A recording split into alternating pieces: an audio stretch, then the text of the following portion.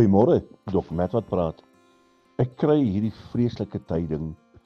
Een van my beste vriende vir baie jare het gesterf. Die boodskap wat ek kry is, my pa is huis toe. Goeie vriend vir baie jare. My kinders het voor hom groot geword. Wat 'n gentleman was hy net nie. En baie keer as iemand sterf, dan is daar altyd mooi woorde van iemand te sê.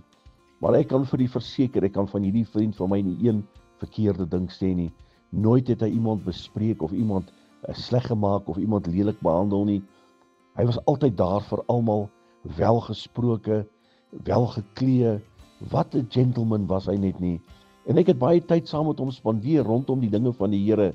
Baie keer het ons net gesit en dan sing ons. En dan sing ons, dan voel ons die teenwoordigheid van die Here, die nabyheid van die Here.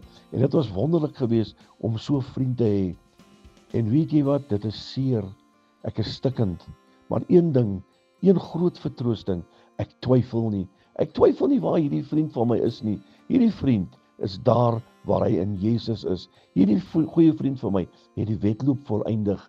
Hy het die goeie stryd gestry. Hy het die onverwelkte kroon, dit het hy ontvang. En hy saam met Papa Jesus, my vriend, baie meer as wat ons kan sê. Hy het dit klaar gemaak, ons moet dit nog maak. En ek is so dankbaar vir Jesus, dat ek so wonderlike vriend al die jare geken het. En ek is so bly, hy saam met die koning van alle konings. Die boodskap hierin is, moenie die ewigheid mis nie. Maak seker as jou tyd op aarde verby is, dat jy die koning van konings van aangesig tot aangesig gaan sien. Herlewingsgroete.